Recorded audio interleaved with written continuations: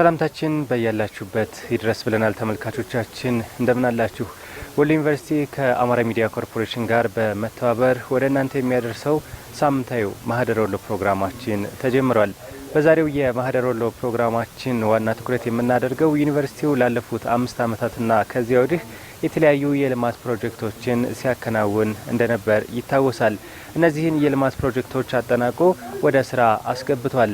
ይህንንም በተመለከተ ከፌዴራል ከክልልና ከዞንና እንደዚሁም ደግሞ ከከተማ አስተዳደር የስራ ኃላፊዎች እንደዚሁም የዩኒቨርሲቲው ማህበረሰብ አባላት በተገኙበት በደመቀ ሁኔታ አስመርቋል። የዛሬው የማህደረ ወሎ ፕሮግራማችን ትኩረትም እዚህ ላይ ነው የሚያደርገው። የፕሮጀክቶቹ አስፈላጊነትና እንደዚሁም ደግሞ ምን ላይ ትኩረት ያደረጉ እንደሆኑ በፕሮግራሙ ወደ እናንተ እናደርሳለን። አብራችሁ እንድትቆዩ የአክብሮት ግብዣችን ነው።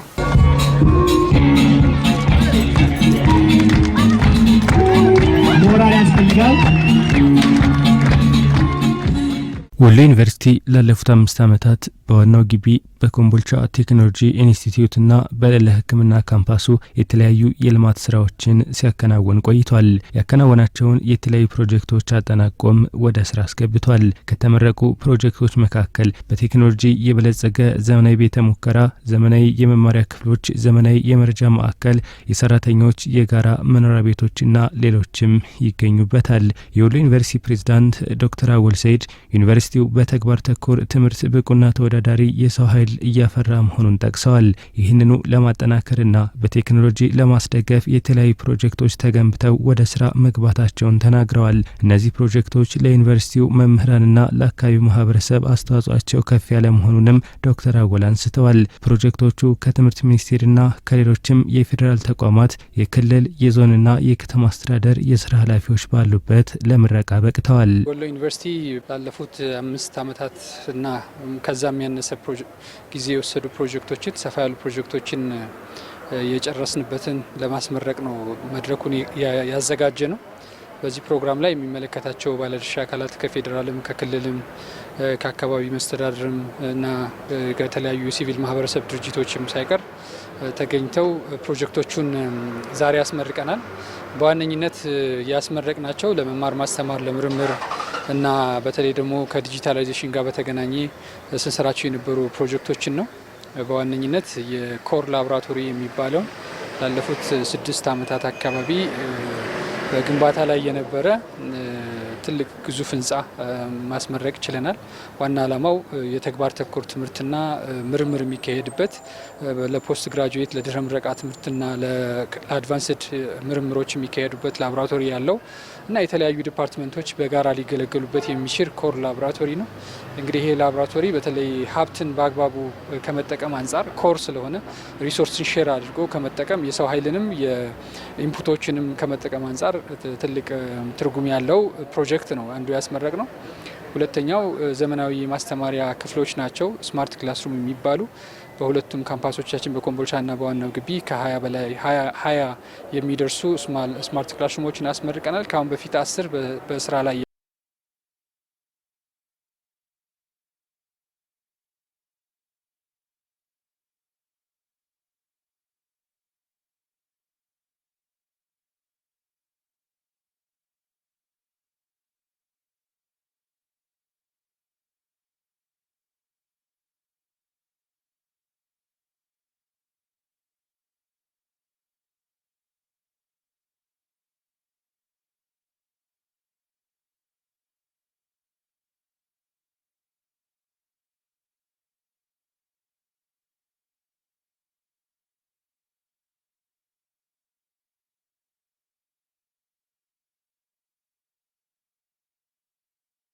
ዘመን ዋናው መሰረቱ የኔትወርክ መሰረተ ልማቱ የሁሉም የዩኒቨርሲቲው ሰራተኞች የሚገለገሉባቸው ቢሮዎች አካባቢ ተደራሽ ነው ወይ ብሎ ማረጋገጥ ነው።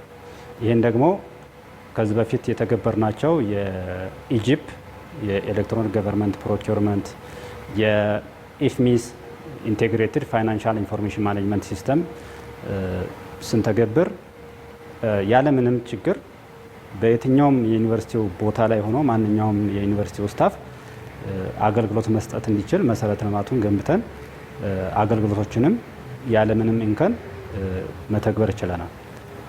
ሌሎችም ኢንተርናሊ ዴቨሎፕ ያደረግናቸውን የተለያዩ ሲስተሞች ለምሳሌ የኤ+ የዩኒቨርሲቲያችንን የተለያዩ ሰርቪሶች አውቶሜት የሚያደርገውን ERPያችንን ለመተግበር እንደዚሁ እነዚህ መሰረተ ልማቶች ዋና አጋዥና ዋና መሰረቶች ናቸው። ስለዚህ ለምሳሌ የልዕለ ሕክምና ካምፓስ አገልግሎት ለምሳሌ ከዋናው ግቢ ዳታ ሴንተር ነው የሚሰጠው። ያለምንም እንከን ያለምንም መቆራረጥ አገልግሎቱን በካምፓስ ውስጥ ብቻ ሳይሆን ከካምፓስ ውጭም ላሉት ሌሎች ካምፓሶች ላይም አክሰስ እንዲደረግ ዋና መሰረቶች ናቸው። ከዚህ በተጨማሪ የመማር ማስተማሩን ለመደገፍ በአሁኑ ሰዓት የኢለርኒንግ ዲጂታል ኤዱኬሽን በጣም የተስፋፋበትና በጣም ፌስ ቱ ፌስ ከሚሰጠው ያላነሰ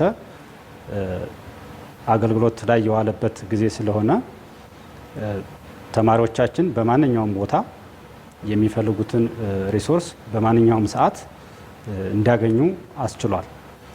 በቤተ መጻሕፍት እንደፈለጉ በዋይርድ ኔትወርክም በዋየርለስ ኔትወርክም የሚፈልጉትን ሪሶርስ ማግኘት እንዲችሉ አስችሏል። ሌሎች እነዚህ ፈተናዎችን ለመፈተን አሁን የወረቀት ፈተና ኦልሞስት እየቆመ ይገኛል። ኦንላይን ፈተናዎችን ለመስጠት እንደዚሁ እነዚህን የኔትወርክ መሰረተ ልማቶችን እየተጠቀምን እንገኛለን። በአይሲቲ መሰረተ ልማት ደረጃ ዩኒቨርሲቲያችን ከኢትዮጵያ ውስጥ ካሉ ዩኒቨርሲቲዎች ቀዳሚው ነው ብለን እናስባለን። በተግባር ማየትም ስለሚቻል ያልተገናኘ የዩኒቨርሲቲው ህንፃ የለም። የገጠማቸው የዋየርለስ አክሰስ ፖይንቶች የመጨረሻው ቨርዥን ወይም ዋይፋይ 7 የሚባለው ናቸው። ሌሎችም ኮር ዲቫይሶቻችንም እንደዚሁ ሌተስት የሚባሉ ናቸው። በባንድዊድዝ አቅምም የመሸከም አቅማቸው ከፍተኛ ነው። ስለዚህ ማንኛውንም አገልግሎት መሸከም የሚችል የመሰረተ ልማት ስራዎችን ሰርተናል ብለን እናስባለን። በዩኒቨርሲቲው የመማር ማስተማር እንቅስቃሴውን የሚያዘምኑ ስራዎች በትኩረት ተከናውነዋል። ኮር ላቦራቶሪው ከዩኒቨርሲቲው ባለፈ በአካባቢው ላይ የሚገኙ ኢንዱስትሪዎችና ተቋማት እንደዚሁም ለሌሎች ዩኒቨርሲቲዎችም አበርክቶ ከፍ ያለ እንደሆነ ተገልጿል። ለተማሪዎችና መምህራን ምቹና ቀልጣፋ አገልግሎት የሚሰጡ ስማርት የመማሪያ ክፍሎችም ዩኒቨርሲቲው ለአገልግሎት ክፍት ካደረጋቸው ፕሮጀክቶቹ መካከል የሚጠቀሱት ናቸው። ኮር ላቦራቶሪው በጣም ወሳኝ መሰረተ ልማት ነው በዩኒቨርሲቲ ላይ። አንደኛ እኛ እንደ ዩኒቨርሲቲ የተግባር ሳይንስ ዩኒቨርሲቲ እንድንሆን ነው ተልዕኮ ተሰጥቶን እየሰራን ያለ ነው። የተግባር ሳይንስ ዩኒቨርሲቲ አንዱ መገለጫው ደግሞ ተግባር ተኮር ትምህርት መስጠት ነው። ፕራክቲካል እና ሃንድስ ኦን ፕራክቲስ የሆኑ ስራዎችን መስራት ነው። ተማሪዎች የተግባር ትምህርት ማግኘት መቻል አለባቸው። ለዛ ትልቅ ትርጉም አለው። ሁለተኛው እንደ ተግባር ሳይንስ ዩኒቨርሲቲ ችግር ፈች ምርምር እንድናደርግ ይጠበቃል። ፈጠራዎች ላይ ኢንጌጅ እንድናደርግ ይጠበቃል። ለፈጠራም ችግር ፈች ምርምር ለማድረግም ይሄ ላቦራቶሪ በጣም ትልቅ ጥቅም አለው። በሶስተኛ ደረጃ ማህበረሰብ አገልግሎትም እንድንሰራ ይፈልጋል። እንደ ዩኒቨርሲቲ ማህበረሰብ አገልግሎት ለመስራት ደግሞ ከኢንዱስትሪዎች ጋር አብረን ስለምንሰራ ይሄ ፋሲሊቲ ኢንዱስትሪዎች ሳይቀር ስፔሱ ስላላቸው ላቦቹን አሟልተው ሳይቀር መጠቀም የሚችሉበትን ስፔስ እንፈጥርላቸዋለን። በቅርቡ በዩኒቨርሲቲው አካባቢ ካሉ የአካባቢ ኢንዱስትሪዎች ጋር አንድ ምክር ቤት አቋቁመናል። ከዛ ምክር ቤት ጋር እየተነጋገርን ከኢንዱስትሪዎቹ ይህንን ኮር ላብ አብረው ስታብሊሽ አድርገው አሟልተው ተማሪዎች የሚማሩበት ኢንዱስትሪም ላብ የሚሰሩበት ስለምናደርገው ትርጉሙ ከፍ ያለ ነው የምንለው ለዛ ነው። የትምህርት ሚኒስቴርም አንዱ የሰጠን ተልዕኮ ይሄ ስለሆነ ከወሎ ዩኒቨርሲቲ አልፎ በአካባቢ ላሉ ዩኒቨርሲቲዎችም የሚያገለግል ነው። በቅርባችን መቅደላ አምባ ዩኒቨርሲቲ ያለ፣ ወልዳ ዩኒቨርሲቲ ያለ፣ ሰመራ ዩኒቨርሲቲ ያለ። ይህም ፋሲሊቲ አብረን ቢልድ ካደረግነው በተለይ ላቡን ፈርኒሽ ካደረግነው ውስጡን ኢንፍራስትራክቸሩ ያለቀ ስለሆነ አይደለም በዚህ አካባቢ ላሉት ከፍ ላለ ሌሎችም ያለ የሚያገለግል ስለሆነ ሀብትንም በአግባቡ ለመጠቀም ስለሚያግዝ ከዚህ አንጻር ትርጉሙ ከፍ ያለ ነው። እንግዲህ ስማርት ክላስሩሞቹ ኢንተራክቲቭ መሆናቸው በጣም ጥሩ ነው። የተማሪዎችን እንቅስቃሴ የተማሪዎችን ኢንተራክሽን ሀሳብ መስጠት ዋን ዌይ ሳይሆን ቱ ዌይ ነው ኤዱኬሽን። ተማሪውም ኢንተራክት አድርጎ ኦፕንሊ መማር መቻል ስላለበት ለዛ የተማሪዎችን እንቅስቃሴ ሪከርድ አድርጎ ማስቀመጥ የሚችል የመምህሩን ሌክቸር ሪከርድ አድርጎ ከሰርቨር ጋር አፕሎድ ተደርጎ ሌላ ጊዜ ተማሪዎች በዌብሳይትም አክሰስ እንዳደረጉት ስለሚያስችል ይሄ በጣም ትልቅ ትርጉም ያለው ነው ማለት ነው። ከዚህም በተጨማሪ ሌላ ዓለም ጋር ያሉት ዩኒቨርሳል ስለሆነ ከኢትዮጵያም ውጭ ከተለያየ ሀገራችን ክፍል ያሉ ባለሙያዎች መጠቀም ብንፈልግ ቨርቹዋሊ እነዚህን ሰዎች መጠቀም እንድንችል ራሱን የቻለ ዘመናዊ ክላስሩም ስለሆነ የሰው ኃይልንም ከመጠቀም አንጻር ትልቅ ትርጉም ይኖረዋል ብዬ አስባለሁ። የወሎ ዩኒቨርሲቲ አይሲቲ ከመጀመሪያውም ጥሩ ደረጃ ላይ የነበረ አይሲቲ ኢንፍራስትራክቸር ነበረን። ነገር ግን ከሰሜኑ ጦርነት በኋላ ብዙ ውድመቶች ስለደረሱበት እንደገና የወደሙትን እንደገና የማስተካከል የመስራት ስራና ደረጃቸውን ከፍ የማድረግ ስራዎችን ሰርተናል። ከነዚህም ስራዎች ውስጥ የመጀመሪያ የሰራ ነው የወደመውን የዳታ ማዕከል በተሻለ መንገድ መስራት ነው። ይህን ስንሰራ ደረጃውን የጠበቀ ዳታ ሴንተር በዋናው ግቢ በደሴ ካምፓስ እና በኮምቦልቻ ካምፓስ ሰርተን አጠናቀናል። እንግዲህ የዳታ ሴንተር አስተማማኝ የፓወር ባካፕ ያለው አስተማማኝ የኩሊንግ ኢንፍራስትራክቸር የተገጠመለት ፊዚካል ሴኩሪቲው የተጠበቀ ዳታ ማዕከል ነው። የተገጠሙለት የፓወር ባካፕ ለ8 ሰዓት ያክል መብራት እንኳ ቢሄድ መስራት የሚችሉ የባትሪ ባካፕ አለው።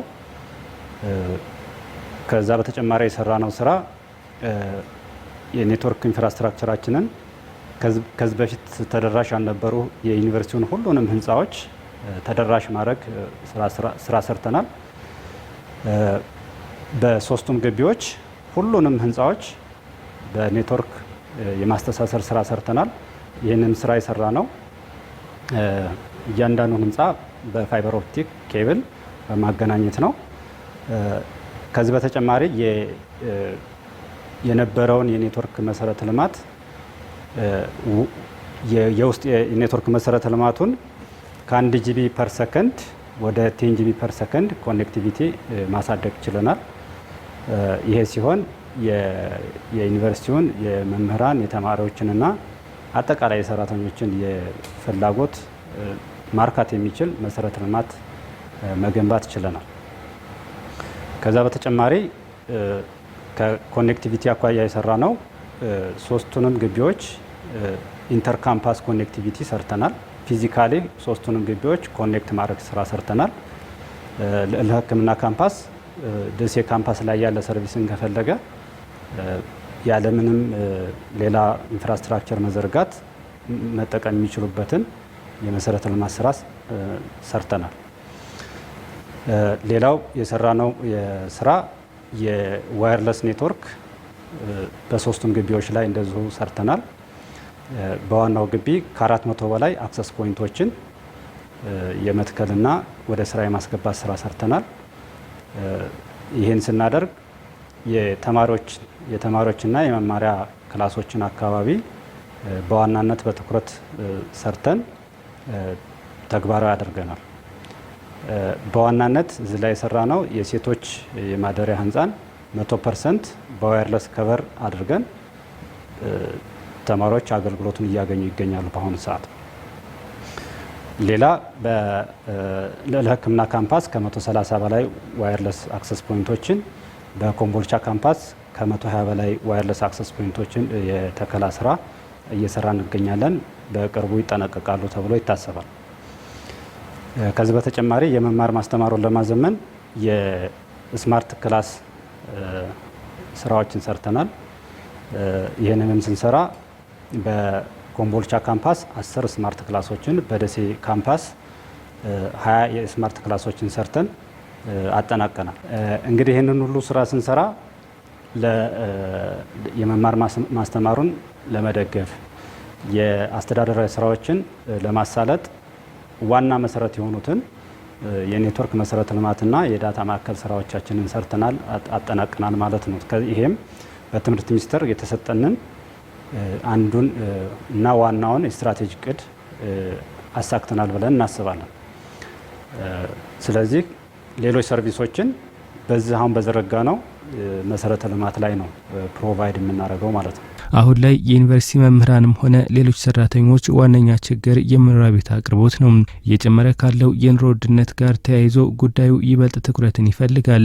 የወሎ ዩኒቨርሲቲም የመምህራንን የመኖሪያ ቤት ችግር ለመፍታት እየሰራ ይገኛል። ምንም እንኳን ካለው የሰው ሀብት አንጻር ብዙ ስራዎች የሚጠበቁ ቢሆንም ዩኒቨርሲቲው ባለፉት ዓመታት ካከናወናቸውና ወደ ስራ ካስገባቸው ፕሮጀክቶች መካከል አንዱ የመኖሪያ ቤት ግንባታ ነው። በተያያዘም ለዩኒቨርሲቲው ሰራተኞች የህፃናት ማቆያ ማዕከል በማመቻቸት ምቹ የስራ አካባቢን መፍጠር ተችሏል። ትልቁ የዩኒቨርሲቲ ቻሌንጅ ብዬ መናገር የምችለው የመምህራን መኖሪያ ጉዳይ ነው። አሁን ካሉን መምህራኖች 20% የሚሆኑት ናቸው መኖሪያ ቤት ያላቸው። እነዚህን የቤት ባለቤት ማድረግ ተችሏል። እንግዲህ ዩኒቨርሲቲው ከተቋቋመ ላለፈው 20 ዓመታት ነው። በ20 ዓመት ውስጥ 20%ን ነው አኮሞዴት ማድረግ የተቻለው። ስለዚህ እነዚህ ቤት ያገኙ መምህራኖች ቤት ከሌላቸው መምህራኖች ፕሮዳክቲቪቲያቸውም ይለያያል። ምክንያቱም አትሊስት ፎከስ አድርገው ስራቸው ላይ ፎከስ አድርገው መስራት ስለሚችሉ ከፋሲሊቲም ከማሟላትም አንጻር ኢንተርኔት በቅርብ ስላገናኘንለት መኖሪያ ቤታቸው ሳይቀር በቂ ዝግጅት ሲያደርጉ በቂ ትምህርት ማስተማር የትምህርት ጥራትም ላይ የምርምርም ላይ ኢምፓክት ስላለው ትልቅ ትርጉም አለው የቤት አቅርቦት እንዲኖራቸው ማድረግ። ግን ካለው ድማንድ አንጻር እንግዲህ 20% ማለት 80%ቱ የዩኒቨርሲቲያችን መምህር ቤት የለውም ማለት ነው። ያ ደግሞ የኑሮ ጫናውም መማር ማስተማሩ ላይ ትምህርት ጥራቱም ላይ የራሱ ተጽዕኖ ስለሚኖረው እንደ ዩኒቨርሲቲ እንግዲህ ከትምህርት ሚኒስቴርም ጋር በመነጋገር ይህንን እያሰፋ ነው። ከከተማ መስተዳድሮችም ጋር በመነጋገር መምህራኖቻችን የቤት ባለቤት የሚሆኑበትን መንገድ በቅርበት እየሰራን ነው ያለ ነው። እንግዲህ ይሄ የብዙ ባለድርሻ አካላቶችን ርብርብ የሚጠይቅ ስለሆነ ያው ሂደቱን ብቻ እንታገላለን የሚለውን ነው መናገር የምፈልገው። እንግዲህ የህፃናት ማቆያ በተለይ ሴት መምህራኖቻችንና ሴት አስተዳደር ሰራተኞቻችን ሙያቸውን በአግባቡ ለተቋሙ ትርጉም ያለው ስራ እንዲሰሩ ለማድረግ ልጆቻቸው ደህንነቱ በተጠበቀ አካባቢ መጠበቅ መቻል አለባቸውና ለዛ ልዩ ትርጉም አለ። ግን ያው ፍላጎቱና የምናቀርበው ሰርቪስ የሚመጣጠን አይደለም ካለው ፍላጎት አንጻር አሁን ከረንትሊ በሁለቱም ካምፓስ አኮሞዴት እያደረግን ያለ ነው ከመቶ የሚበልጥ አይደለም። ይሄ ማለት ድማንዱና እየሰጠን ያለነው ሰርቪስ የሚቀራረብ አይደለም። ግን እነዚህ አገልግሎት የሚያገኙ ሰዎች ስራቸው ላይ ፎከስ አድርገው ሙያቸውን ኮንትሪቢዩት እንዳደርጉ ስለሚያስችል ይሄም ልዩ ትርጉም ያለው ፕሮጀክት ነው። ግን አስፋፍተን መቀጠል ያለብን ሌላ ፕሮጀክት ነው ብዬ ነው የማስበው። የወሎ ዩኒቨርሲቲ የህፃናት ማቆያ ምንድነው? ከሳቢው ስንጀምር በዋነኝነት ያው ሴቶች የቤተሰብ እንዲሁም የማህበረሰብ መሰረት ከመሆናቸው ጋር ተያይዞ ተደራራቢ ኃላፊነቶች አሉባቸው። እንደሚታወቀው በአሁኑ ወቅት ደግሞ ህፃናትን የሚንከባከቡና በጥንቃቄ የሚይዙ ሞግዚቶች የማይገኙበት ወቅት፣ በተጨማሪም ቢገኙም እንኳን የሚጠይቁት ዋጋ የመክፈል አቅምን የሚፈታተን ከመሆኑ ጋር ተያይዞ ሴት መምህራንና ሰራተኞቻችን ተገደው ስራቸውን በመተው ቤት እንዲውሉ እየተደረገ እየሆነ ያለበት ወቅት ነው በአሁኑ ሰዓት ማለት ነው። የዚህን ችግር አሳሳቢነት በመረዳት ሴቶች ደግሞ በተማሩበትና በተሰማሩበት ሙያ ለሀገር ማበርከት ያለባቸውን ለወገን ማበርከት ያለባቸውን አበርክቶ እንዳያበረክቱ ልጅ በማሳደግ ቤት ለመዋል እየተገደዱ በመሆኑ ዩኒቨርሲቲያችን ውስጥ የሚሰሩ እህቶቻችንንና እናቶቻችንን ከእንደዚህ አይነት የልጅ ማሳደግ ኃላፊነት ላይ ብቻ እንዳይጠመዱ ወጥተው በተማሩበትና በተሰማሩበት ሙያ ለማህበረሰቡ ማበርከት ያለባቸውን አበርክቶ እንዲያበረክቱ ዩኒቨርሲቲያችን የህፃናት ማቆያ ቦታ የማዘጋጀት ስራ እየሰራ ይገኛል። ከዛ ውስጥ የመጀመሪያው በዩኒቨርሲቲያችን በዋናው ካምፓስ በደሴ ካምፓስ ማለት ነው የመጀመሪያውን የህፃናት ማቆያ ፕሮጀክት የመጀመሪያው ምዕራፍ በአሁኑ ሰዓት አጠናቆ ለተጠቃሚዎች አስረክቦ ይገኛል። በዚህ በጀት ዓመት ውስጥ የተጠናቀቀው የህፃናት ማቆያ ምንም እንኳን አጠቃላይ በዩኒቨርሲቲያችን የሚሰሩ እህቶቻችንንና እናቶቻችንን ችግር ሙሉ በሙሉ የሚቀርፍ ባይሆንም ጅማሬው በጣም ጥሩ ነው ብለን ስለምናምን በዚህ ወቅት እና በአሁኑ ጊዜ የሚመረቀው የህፃናት ማቆያ ፕሮጀክታችን በደሴ ካምፓስ ለ50 ሴት መምህራን ተጠቃሚ የሚያደርግ ሲሆን በተጨማሪም ደግሞ ባለው ህንፃ ላይ በነባር ህንፃ ላይ በኮምቦልቻ ካምፓስ እንዲሁ ምቹ ሁኔታ በመፍጠር ህፃናቶች ሊቆዩ የሚችሉበት እንደዚሁ እስከ 40 መያዝ የሚችል በኮምቦልቻ ካምፓስም ማመቻቸት እንገኛለን። በአሁኑ ፕሮጀክት ምረቃ ላይ የሚመረቀው በአዲስ መልክ ዘመኑን የሚመጥን ስታንዳርዱን የጠበቀ አስፈላጊው ፋሲሊቲ የተሟላለት ለልጆች ምቾትና ደህንነት የተሟላ በደሴ ካምፓስ የሚመረቀው 50 ልጆችን በአንድ ጊዜ ተጠቃሚ ማድረግ የሚችል ሲሆን ወደፊት ቁጥሩን የተጠቃሚ ቁጥርን ከመጨመር እና ሌሎች ይህን እድል ያላገኙ እህት እናቶቻችንን ተጠቃሚ ለማድረግ ዩኒቨርሲቲው በእቅድ ይዞ ይህን ፕሮጀክት እየሰራ ይገኛል። ያው እንግዲህ ህፃናት የዛሬው ህፃናቶች የነገው ሰው መሰረት በመሆናቸው ደህንነታቸው የተጠበቀ ሆነው ማደግ ስላለባቸው እነዚህ ልጆች ደግሞ በሰለጠነና ኃላፊነት በሚሰማቸው ባለሙያዎች እንክብካቤ መደረጉ የተሻለ ውጤታማ ያደርጋል ለልጆቹ እድገት። በተጨማሪም ደግሞ እናቶቻቸው በተሰማሩበት የሥራ ሙያ ላይ ምርታማነታቸው እንዲጨምር ያደርጋል ማለት ነው። ምንም ስጋት ሳይገባቸው እነዚህ የሰለጠኑና ኃላፊነት የሚሰማቸው ሞግዚቶች ስለሚይዟቸው እናቶች በስራ ቦታቸው ላይ የሚገባቸውን ለሀገርም ሆነ ለወገን ማበርከት ያለባቸውን አበርክቶ እንዲያበረክቱ ይረዳቸዋል ብለን እናስባለን። በምርቃቱ የተገኙት በትምህርት ሚኒስቴር የተቋማት አደረጃጀትና አመራር ደስክ ኃላፊ አቶ ጫኔ ያደፍርስ ወሎ ዩኒቨርሲቲ በምርምርና በማህበረሰብ አገልግሎት አመርቂ ስራዎችን እያከናወነ ስለመሆኑ ነው የገለጹት። በዚህም በትምህርት ሚኒስቴር የተግባር ሳይንስ ዩኒቨርሲቲ ተብሎ መመደቡን ጠቅሰዋል። በዩኒቨርሲቲው ተጠናቀው ወደ ስራ የገቡ ፕሮጀክቶችም በቴክኖሎጂ የበለጸጉና የዩኒቨርሲቲውን ተግባር ተኮር ትምህርት የሚያግዙ መሆናቸውን አመላክተዋል። እንዳያችሁት የወሎ ዩኒቨርሲቲ በመሰረተ ልማት ላይ ያደረጋቸውን ኢንቨስትመንቶች ነው ያየነው። የወሎ ዩኒቨርሲቲ ያው የትምህርት ሚኒስቴር በዩኒቨርሲቲዎች ልየታ መሰረት የተግባር ዩኒቨርሲቲ የተግባር ሳይንስ ዩኒቨርሲቲ ተብሎ የተመደበ ዩኒቨርሲቲ ነው። ዩኒቨርሲቲው ከተመደበበት የተግባር ሳይንስ ዩኒቨርሲቲ አንጻር እነዛ አሁን የተሰሩ ሴንትራል እና ኮር የሆኑ የላቦራቶሪ ማዕከላት እናንተም እንዳያችሁት ራዕዩን ለማሳካት የትምህርት ፕሮግራሞችን በተግባር የታገዘ ትምህርት ለመስጠት ምርምሮችን ለማካሄድ የማህበረሰብ አገልግሎቱን ለመስጠትና በዚህ በአካባቢውም ሆነ በዚህ በአካባቢ ያሉ ኢንዱስትሪዎችን ሊደግፍ የሚችል የተጠናከረ እና መሰረተ ልማቱ የተሞላ ቤተ ሙከራ አይታችኋል። ከዚህ በተጨማሪ ደግሞ አሁን እንደምታዩት 21ኛው ክፍለ ዘመን የዲጂታል ቴክኖሎጂ ነው ዘመኑና ይሄ ዲጂታል ቴክኖሎጂ አሁን ወሎ ዩኒቨርሲቲ ላይ የምታዩት ትልቅ የመማር ማስተማሩን የምርምሩን የማህበረሰብ አገልግሎቱንና አጠቃላይ አካባቢው ላይ ያሉትን የቴክኒክና ሙያ የሁለተኛ ደረጃና የአንደኛ ደረጃ ትምህርት ቤቶች ጨምሮ ሊያግዝ የሚችል መሰረተ ልማት ነው ያየነውና እሰየው የሚያስብል ትልቅ ስራ እየተሰራ እንደሆነ አይተናል። ዩኒቨርሲቲዎች ለሰራተኞቻቸው ምቹ ሁኔታዎችን መፍጠር እንዳለባቸው የገለጹት አቶ ጫኔ በተለይም ለሴት መምህራንና ሰራተኞች ያለባቸውን የስራ ጫናና የቤት ፍላጎት ለአብነት አንስተዋል። በዚህ ረገድ ወሎ ዩኒቨርሲቲ ያከናወነው ተግባር የሚያስመሰግን መሆኑን በማንሳት ሴቶችን ወደ ስራ ምቹ ሁኔታ እንፍጠር ሲባል ሴቶች ልጆቻቸውን ደህንነታቸው በተጠበቀ ቦታ እነሱም ደግሞ በስራ ቦታቸው አካባቢ ልጆቻቸውን ሲያገኙ በተወሰነ ደረጃ ልጆቻቸውን አይተው ያለ ስጋት ስራቸውን መስራት የሚያስችል ትልቅ የህፃናት ማቆያ ነው የተገነባ። የትልቅ እሰየው የሚያስብል መልካም ስራ ነው። በሌላ መልኩ ደግሞ መምህራን ለማስተማር ለመመራመር እና የተረጋጋ ስራ ለመስራት መኖሪያ ቤት ወሳኝነት አለው። ይሄ የመምህራን መኖሪያ ቤት መምህራኑ በዛ አካባቢ ቆይተው የተረጋጋ ህይወት እና ቤተሰብ መስርተው የተሻለ ስራ እንዲሰሩ ለማድረግ ትልቅ ግብአት ትልቅ ኢንቨስትመንት ነው። በጥሩ ሁኔታ እየሄደ እንደሆነ ዛሬ ያው እናንተም ባያችሁ ፕሮግራም ተላልፏል ማለት ነው።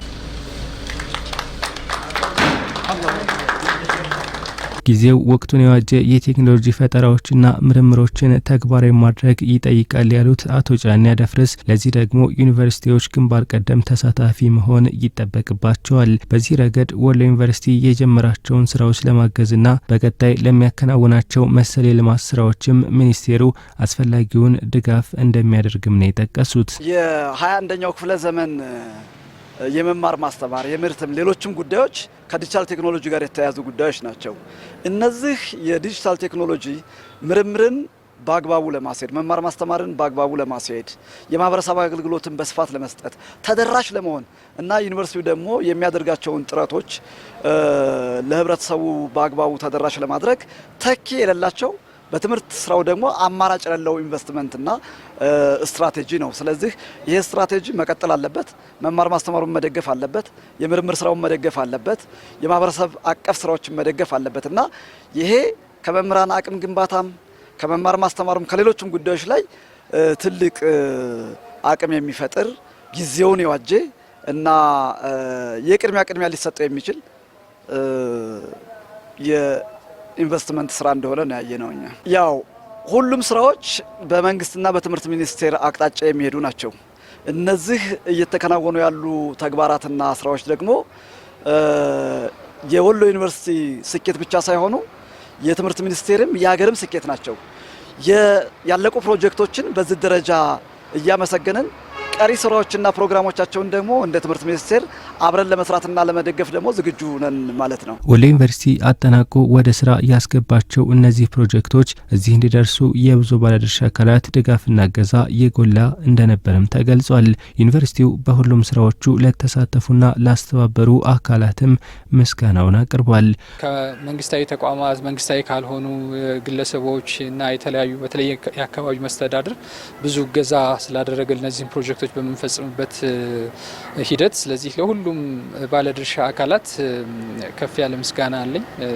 ለቀጣይ ፕሮጀክቶቻችን የተጀመሩትንም እየጨረስን ለመሄድ እስካሁን ሲያደርጉት የነበረውን እገዛ እንዳደርጉልንም በዚሁ ጥሪ እያስተላለፍኩ እስካሁን ለነበራቸው አስተዋጽኦ ግን አመሰግናለሁ። እንግዲህ እነዚህን ፕሮጀክቶች ስንሰራ በመንግስት በጀት የተሰሩ አሉ። ለምሳሌ ዳታ ማዕከሉና የኔትወርክ መሰረተ ልማቱ በዩኒቨርሲቲያችን በጀት መንግስት በበጀተልን በጀት የተሰሩ ናቸው። ነገር ግን በጣም ዝቅተኛ በሚባል ዋጋ ነው እኛ ያሰራ ናቸው።